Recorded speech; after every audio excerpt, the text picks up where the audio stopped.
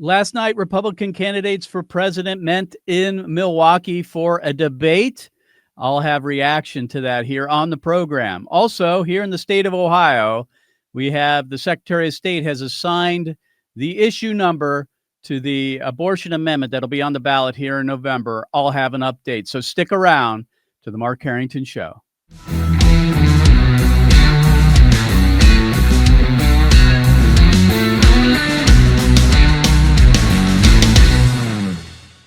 Activist Radio, the Mark Harrington Show, is brought to you by Created Equal, and you can donate to our work by going to createdequal.org. That's createdequal.org.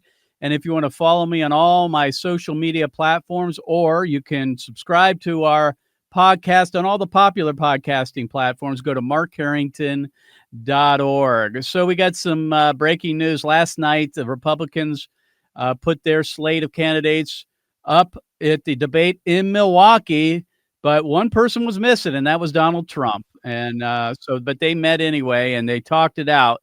And so I'm going to start out by just talking and giving you some general impressions and reactions to the debate generally, and then we're going to get into some of the specific things that were said by some of the candidates. So let me just give you my perspective on all this right now. Donald Trump wasn't on the debate stage, and I think that's for good reason. I mean, he said basically when you're ahead by 40 or 50 points, what's the point?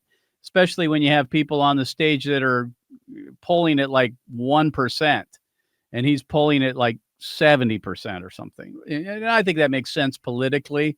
Why would he want to sit there and take a beating from all these candidates when he's so far ahead, and just allow the group of them to narrow, right? The field to narrow, which eventually will take place. But it's kind of my perspective that that the candidates, if they truly cared about America, would have boycotted last night's debate. Why? They should boycott the debates because of what's happening to Donald Trump. We have an unprecedented example of election interference. We've never seen anything like this. We have the Department of Justice and all of these district attorneys and others in different states now bringing indictments against the president. There are 4 cases currently against the president, and my guess is he's probably going to be found guilty, at least in one of these cases, and probably some of these charges. The point of all of this by the Democrats, and the point of all this by the permanent Washington establishment, is not only to take down Donald Trump, is to destroy our electoral system so that Republicans can never win the White House again. And that's what's going on here, friends. And we need to understand that.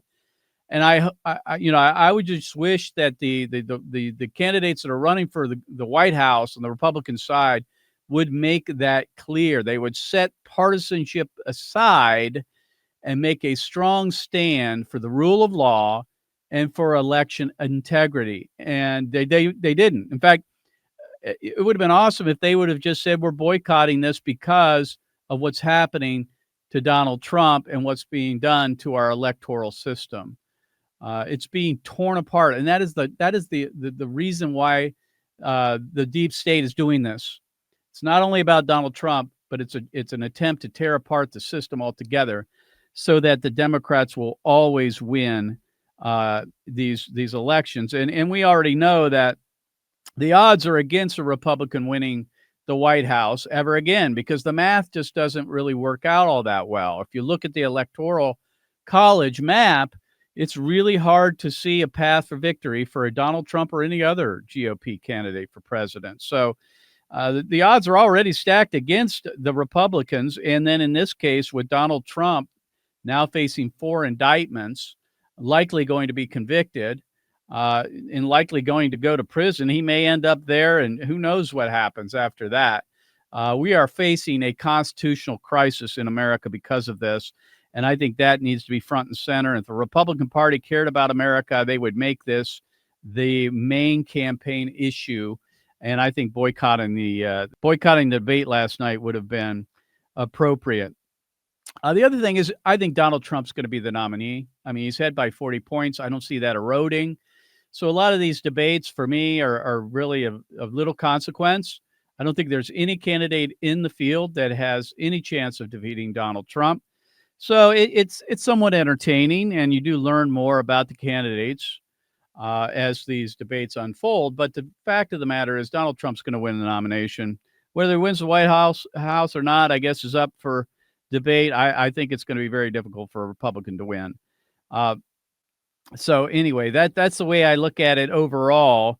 But as far as the debate itself, I mean, I was frustrated watching it. In fact, I had my phone. I was watching Donald Trump, his interview with Tucker Carlson, and I would pause that anytime Ron DeSantis spoke, anytime Vivek spoke, anytime maybe Chris Christie spoke, someone like that I wanted to hear from. But to be honest with you, I'm not going to sit through this. It was a dumpster fire in many respects. But a couple of people we want to focus on, especially when it comes to the issue of abortion.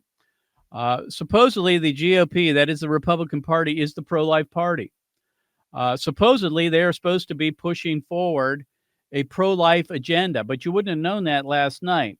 Unfortunately, I think the Republican Party and Republican candidates, ever since the overturning of Roe versus Wade, are on defense, and some you can kind of understand that at some level.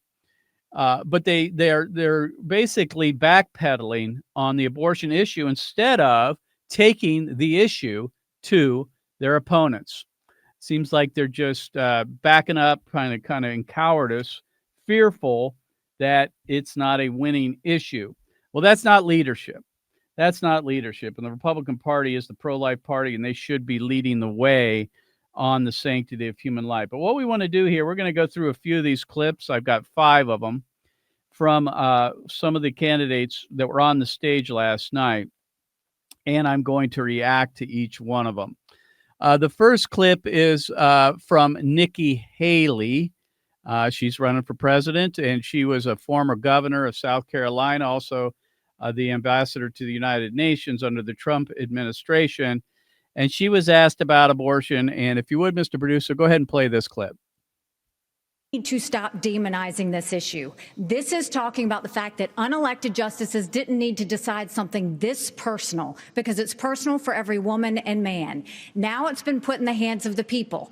That's great. When it comes to a federal ban, let's be honest with the American people and say it will take 60 Senate votes. It will take a majority of the House. So in order to do that, let's find consensus. Can't we all agree that we should ban late-term abortions? Can't we all agree that we should encourage adoptions? Can't we all agree that doctors and nurses who don't believe in abortion shouldn't have to perform them? Can't we all agree that contraception should be available? And can't we all agree that we are not going to put a woman in jail or give her the death penalty if she gets an abortion? Let's treat this like a respectful issue that it is, and humanize the situation and stop demonizing the situation. Brett. It's very interesting. She uses the term that we're demonizing the situation. Well, Nikki, maybe because this issue is demonic, maybe that's why it's being demonized. This is the shedding of innocent blood. This is child sacrifice.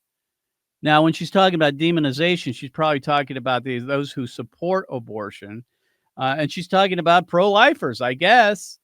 But listen, we're talking about the wholesale slaughter of unborn babies on a scale like the world's never seen. So you can talk about consensus and all of this, but the truth of the matter is, if we treated abortion like we treat murdering a born child, we wouldn't be talking in terms of finding consensus. We would be looking for leadership. And Nikki Haley's not going to give us leadership, that's for sure. The Republican Party is behaving like we never overturned Roe versus Wade. They're asking for 15-week bans and late-term abortion bans. That's what we were doing when Roe was in place. So again, I think they're running for cover on abortion. Nikki Haley's the worst of the bunch. All right, let's go to the second clip. This is Governor Ron DeSantis talking about abortion and asked about a 6-week ban on abortion, a federal ban on abortion. Go ahead and play that clip. But just to be clear, Governor, would you sign a 6-week ban federally? I'm going to stand on the side of life. Look, I understand Wisconsin is going to do it different than Texas. I understand Iowa and New Hampshire are going to do different. But I will support the cause of life as governor and as president. Well, here's a non-answer. I'm sorry. I know a lot of people like Ron DeSantis. I think Ron DeSantis was a good governor, basically, of Florida. But he signed a 6-week ban in Florida, a heartbeat bill. Why wouldn't he say he would do that at the national level? And the reason why he will not say that is because he doesn't think it's politically expedient to say that. And then he talks about how it's going to be different in one state like Wisconsin compared to New York or any other pro-abortion state. That's true. But again, that doesn't absolve the president of the United States from taking the lead on abortion. This is not a question of states' rights. We cannot leave this debate as it is, as a state-by-state debate or battle over abortion. That violates equal protection, and there is a federal role for the federal government when it comes to abortion, or should I say, child murder. So I like Governor DeSantis, but this is not taking the lead. He should have come out right out of the block and said, yes, I would sign a 6-week ban on abortion. All right, let's move on. This is the former Vice President of the United States, Mike Pence. Go ahead and play that clip. Can't we have a minimum standard in every state in the nation that says when a baby is capable of feeling pain, an abortion cannot be allowed? A 15-week ban is an idea whose time has come. It's supported by 70% of the American people, but it's going to take unapologetic leadership that stands on principle and expresses compassion for women in crisis pregnancies. I'll do that as President of the United States. Well, you know, I like Mike Pence as a person. I think he'd be a great grandfather for your children, let's say. Nice guy, but he's going to be a lousy president if he ends up winning in November of 2024. I mean, that's just the facts of the matter. The idea that he says that they're going to stand on principle, that he will stand on principle. And what's his principle? 15-week ban and protecting children, unborn children who can feel pain. That's not principle. Now, I understand why he's trying to do that, because he thinks that's the only thing that'll get through Congress. And he's saying that there should be a minimum standard so that states like California, New York, and Illinois will have to come and meet the federal standard. And those states and other states that are pro-life, they can go below the standard of 15 weeks. But the truth of the matter is a 15-week ban isn't going to save that many children. It'll save some, more than likely. But I don't think that should be a minimum standard. We need to be talking about banning abortion from the moment of fertilization, period. That's leadership. So, unfortunately, I know Mike Pence has been a strong pro-life supporter over the years, but I don't see him moving the ball down the field when it comes to this issue if he were to win the White House. All right, next quote or next clip is from Doug Burgum. I don't know who Doug Burgum is. I've never seen him before until last night. I don't even know why he's on the stage, to be honest with you. He probably doesn't even know why he's there. But he chimed in on the issue of abortion. So go ahead and play that clip. Well, first of all, I'm a pro-life governor of a very pro-life state. And this issue is, of course, very important. But I am on the record, and I stand behind that we should not have a federal abortion ban. We should not. And the reason why we shouldn't is very simple. It's the 10th Amendment in the Constitution. In the Constitution, which the states created the federal government, not the other way around, it says that there were certain duties allowed to the federal government delegated to them by the states. The rest are left to the states, or importantly, or to the people. We need to get back to freedom and liberty for the people in this country. And we can't have Republicans who fight for 50 years for this great cause to return it back to the states, and then the next day they turn around and go, no, the feds should do that, because the feds are stepping into people's lives, they're stepping into people's businesses. Over and over, if we say that the Fed should be in on this one, where do we stop? I say that we follow the Constitution, and this is returned to the states. This is where it should be.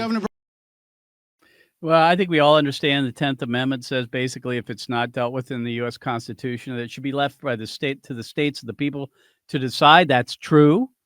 But what he's forgetting is the 14th Amendment of the United States Constitution does deal with this issue.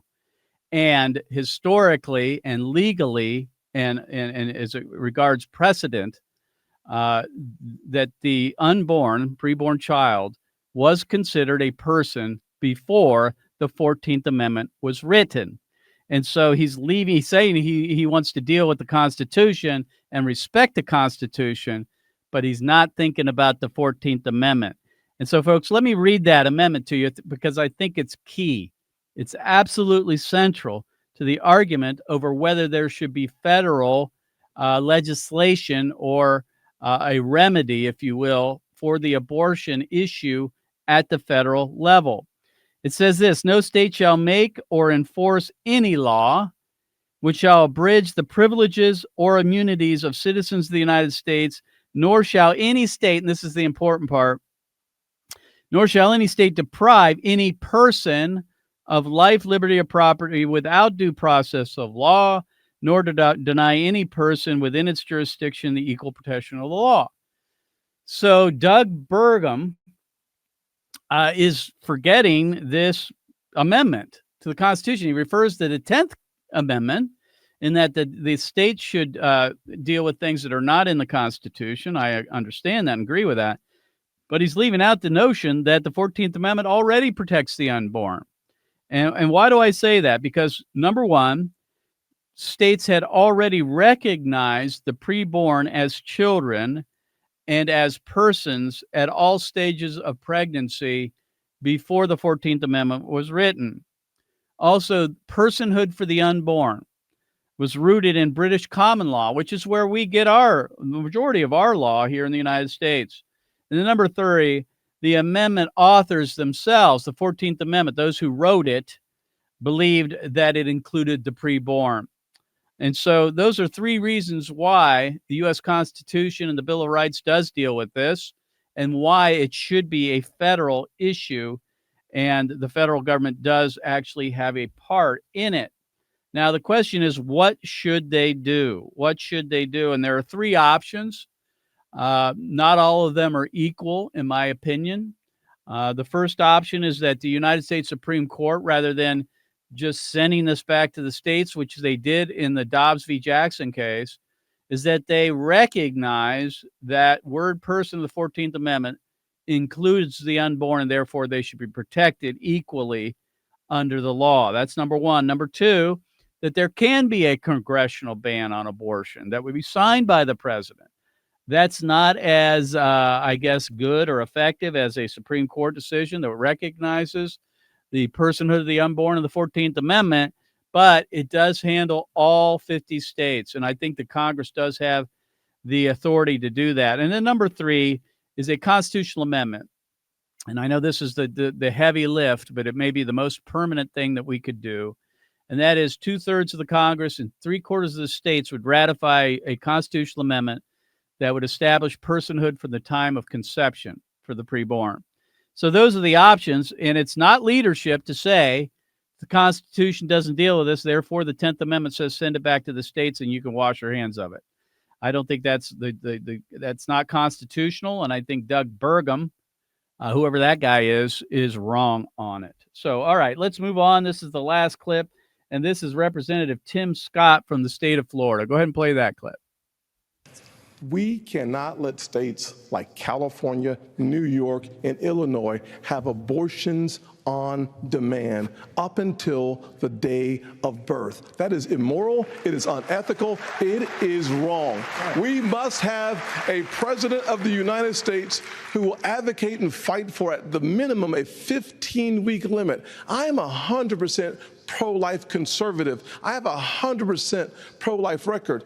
I got to tell you, though, we must fight for life. All right, leave it there. Now, I was hoping he was going to say we should outlaw abortion at the time of conception. But once again, he's going for a 15-week ban.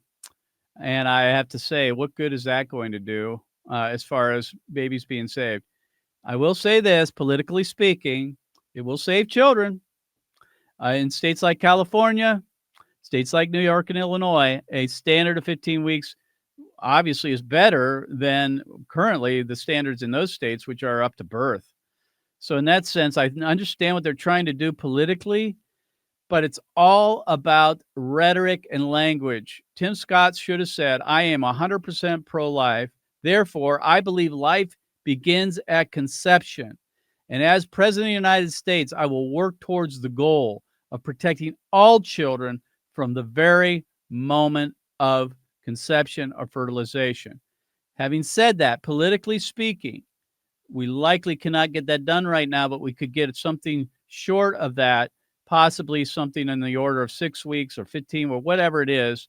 Whatever we can get through the Congress would be better than what we have for a minimum standard as a way to as an incremental step to the place to which we could actually outlaw abortion altogether. So unfortunately, you don't hear that from the candidates. They jump straight to what's politically expedient or possible or pragmatic, and they lose out on teaching the American people that life begins at conception and abortion should be outlawed from that point forward. And we should stand for that type of legislation first and foremost. So anyway, that's my take on the Republican debate for the ones running for president of the United States in November of 2024. And like I say, I think the Republican Party, unfortunately, has been running from the abortion issue ever since the Roe v. Wade was overturned, and that's unfortunate. We need to take our case to the American people, win or lose, because the stakes are so high. Children's lives hang in the balance based on what these men and women do.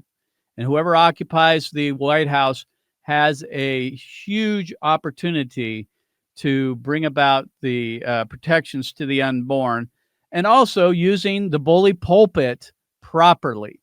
And so I don't see any of these candidates doing that necessarily. Doesn't mean I won't support the nominee. I will, whoever that may be.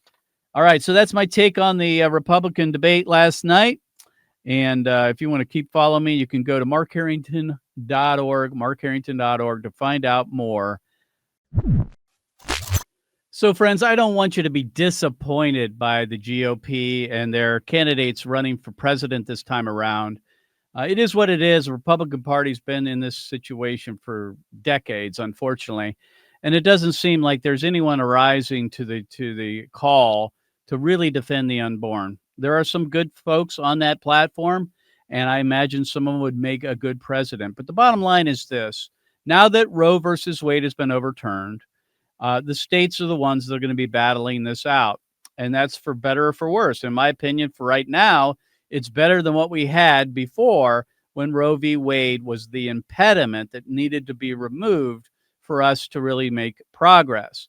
So having said that, the President of the United States doesn't have a whole lot of influence like he used to when it came to putting up nominees to the Supreme Court that might overturn Roe v. Wade. I mean, there's things that the president can do, like I say, using the bully pulpit, signing executive orders, possibly signing abortion legislation. That's it. But the bottom line is right now the fight is in the states, and that's where we need to be focused. And so what I want to do is give you a quick update about issue one. Issue one, and I say issue one because in the state of Ohio, we have now been given by our Secretary of State the issue number, and it's issue one. And I think that's good in that just in August, not to get into the weeds here, but we had issue one, which was to try to raise the threshold to 60%, and the other side voted no, and that was defeated.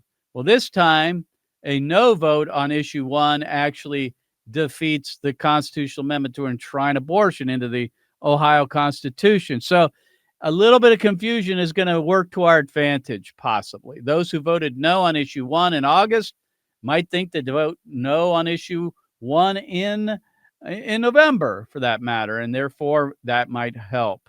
But the bottom line is the issue number has been certified, or if you want, acknowledged by the Secretary of State. So we are game on, and we're racing towards November here in the state of Ohio. And so, friends, the call to action again today is get involved in the battle in Ohio, because all the marbles are at stake here. You can go to createdequal.org/abortion amendment or createdequal.org/Ohio. And if you go to that webpage, you'll see a red line document that basically marks up the amendment, making basically two main cases. And that is, first of all, that the amendment will remove all protections on parents' rights when it comes to abortion for their minor children, number one. Number two is that it would open the door to painful late-term abortions in our state, which right now the limit's at 21 and a half weeks. Now, again, that's not a great limit, but it's better than nothing. And if this thing passes, that is Ohio, could become a destination state for late-term abortion. Let me make it clear. We're against all abortion, but we've got to stop this amendment, and we got to do everything we can legally and ethically to do so. And so we're going to make this issue about abortion. We're going to make it mostly about late-term abortion, where we understand the majority of Americans, and that, for that matter, Ohioans, are against late-term abortion. And we're going to start running ads and doing other things soon. And we need your help. So you can come to Ohio. You can go door to door with us. We'll set you up. We'll manage the situation, the process. We'll oversee everything, and we'll provide you housing and whatever else you need. If you can come to Ohio, please let us know. Go to createdequal.org/Ohio or abortion amendment. And you can also support us financially. And you can do that by going to createdequal.org and just click on the donate link on the right side. So be encouraged, folks. We got a big battle here in Ohio, and we could establish that beachhead that would give us the launching pad to take a victory from Ohio and go elsewhere in the United States to also defend the unborn in states where currently that is not the case. So we'll see you next time. God bless you. God bless America. And remember, America, to bless God. You've been listening to Mark Harrington, your radio activist. For more information on how to make a difference for the cause of life, liberty, and justice, go to createdequal.org. To follow Mark, go to markharringtonshow.com. Be sure to tune in next time for your marching orders in the culture war.